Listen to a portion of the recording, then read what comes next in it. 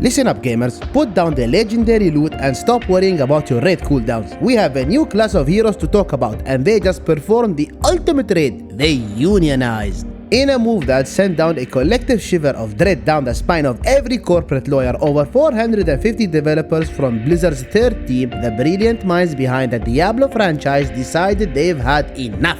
And instead of going on an angry forum rant, they did something truly revolutionary. They organized. This wasn't a casual decision made over a lunchtime salad, it was a tactical masterstroke. The Union isn't just a handful of disgruntled artists, it's a wall-to-wall organization, which in corporate speak means it's a perfectly organized, terrifying beast. It includes everyone from the people who painstakingly design every demonic eyeball to the brilliant minds who code the physics that make them splat. This is a unified front and it's beautiful. The fact that they voted in a landslide majority to form this union is an absolute masterpiece of defiance. There was no internal debate, no backstabbing, just a quiet, determined and ultimately hilarious consensus. It's a sobering reminder that a unified workforce is the one thing a company's lawyers can't make a press release about. So what exactly do these brave, organized workers want? The list of their so-called demands is so reasonable, it's honestly insulting that they had to fight for them at all. They're asking for things like better wages, improved rights, and decent benefits. In an industry where developers are often celebrated as rock stars while being paid like backup dancers, these requests are practically a slap in the face of corporate profit margins. The goal of these people. They seem to think their hard work and talent are actually worth something. They're acting as if a company that makes billions of dollars on their creations should share some of the wealth.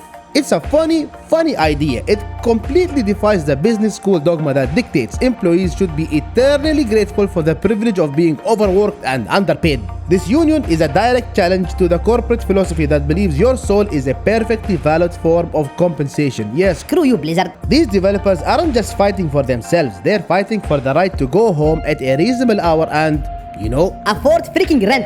A completely real poll I just conducted found that a developer's desire for a union increases by 73% every time they hear a CEO say, We're a family. Yeah, right. one of the most pressing reasons of this unionization is a clear and present danger, job security. After Microsoft's recent and very predictable wave of layoffs, the developers decided they'd rather not play corporate roulette with their livelihoods. Their simple demand to be protected from the whims of our boardroom is a direct assault on the corporate right to fire anyone for any reason at any time. Think of it as a defensive buff. While the company's PR team might spin layoffs as a streamlining of operations, the developers are now building a firewall. They're creating a system where a person can't just be deleted from the organizational chart with a single email, which is honestly very insulting. What happened to calling someone to your office? To boost a quarterly report, it's a tactical move in a game of survival. This push for job security is an outrage. It implies that a company has a moral obligation to the people who create its product. It's a concept so foreign to the modern tech world that it should honestly be studied in a museum. There is a completely true, completely verified and 100% accurate study showing that the fear of layoffs is responsible for 87% of all developer anxiety and 100% Of all premature gray hair. The Diablo team isn't just winging it here. They've wisely enlisted the help of a very experienced guild, the Communication Workers of America, or the CWA. These are not just amateurs. These are the grizzled veterans of countless labor battles, the very people who have spent decades making corporate lawyers cry in their sleep. The CWA's involvement turns this from a small local issue into a full-scale assault on the very concept of cheap labor. The CWA's presence is a powerful message to Blizzard. By the way, screw you, Blizzard. That this is not a passing fad. It's a full-blown organized effort that will not be intimidated by a few threatening emails. They bring legal expertise and an impressive network of support that will make them a truly formidable opponent. They are the raid leaders in a battle that no company wants to fight. The mere presence of the CWA is enough to make a CEO's stock options tremor. They are the boogeyman of the corporate world, the ones that make a manager lose sleep at night. What's truly glorious is that this isn't an isolated incident. The Diablo Developer Union is merely the latest in a series of similar triumphant returns that have unfolded across Blizzard. The quality assurance team at Raven Software unionized in 2022, and thousands of other employees from the Warcraft and Overwatch teams have been doing the same. This isn't just a problem, it's a beautiful organized plague of solidarity that is spread across the company Like a virus of justice. This growing trend suggests that the problems at Blizzard Screw you, Blizzard. aren't just a few bad apples, they are a rotten tree from the root. It's a core issue, a company-wide failure that has been festering for years, and it's finally reaching its boiling point.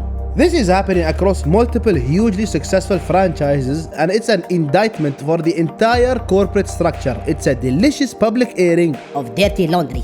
The workers are realizing that their collective power is far greater than their individual bargaining power. They are realizing that when they unite, they are not just developers, they are a force to be reckoned with. Now, while the article is careful not to mention it, a major driver of this unionization effort is almost certainly the oppressive practice of crunch culture. This is the industry's ugly secret, forcing employees to work insane, unpaid overtime for months on end. It's a beautiful, noble struggle, a way for developers to prove their mettle by sacrificing their health and sanity for the sake of a Freaking video game. The union's fight for better working conditions is a direct and necessary challenge to these toxic traditions. They are saying in no uncertain terms that a video game is not worth a human being's well-being. They are demanding a more humane, more sustainable way of making games. It's an insane, ludicrous, and completely reasonable demand that will likely be met with a lot of pushback from a company that has profited for years from the free, uncompensated labor of its exhausted employees. Screw you, Blizzard. This is the central delicious irony of this whole affair. The very people who brought us the worlds of Diablo, of Warcraft, of Overwatch are now fighting for the right to a decent work-life balance. They are fighting, I cannot believe I'm going to actually say this. They are fighting for the right to go home at night and see their families. Now, while the union fights with Blizzard, Screw you, Blizzard. they will also have to contend with a truly terrifying foe, the player base. The gaming community, as we all know, is a beautiful, diverse, and often chaotic bunch. Some players will support the union, seeing it as a victory for the little guy. Others will be furious, arguing that the union will lead to delays, to more expensive games, and to a general decline in the quality of the industry.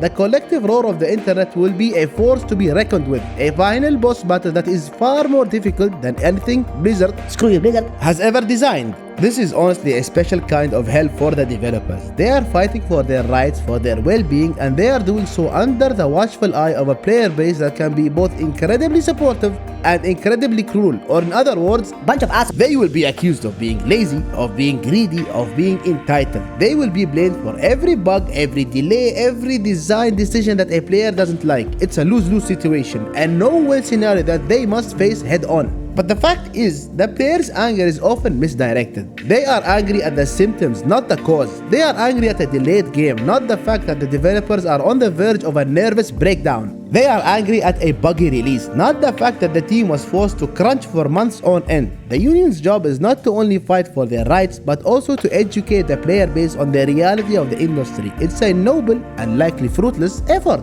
A recent study that was conducted by myself and a team of highly reliable scientists shows that a gamer's rage decreases by 3% for every 100 words they read about the realities of game development. This whole issue, this whole debacle places Blizzard Screw you, Blizzard. in a truly uncomfortable position. They can no longer ignore the collective demands of their workforce. The union is a very public and very powerful symbol of their past failures. They can either choose to work with the developer and negotiate a fair agreement, or they can risk a massive public relations nightmare and a potential strike.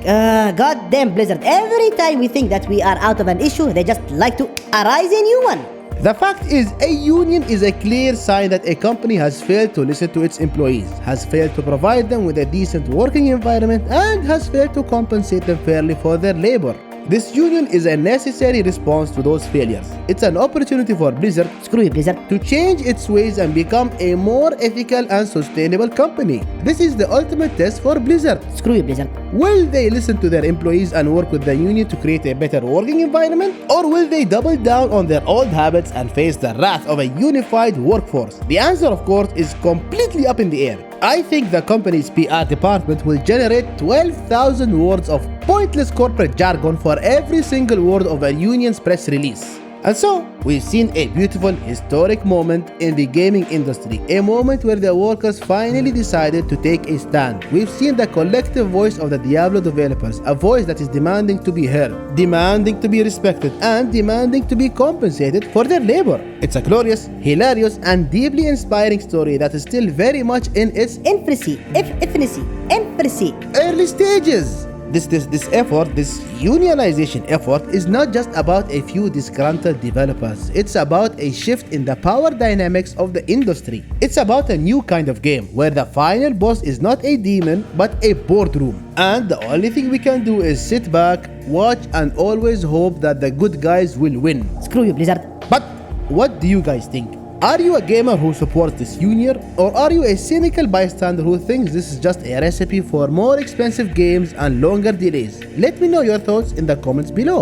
And guys, thank you so much for watching the video. If you enjoyed it, please be sure to hit that like button and subscribing for more content. Take care, and I'll see you in the next one.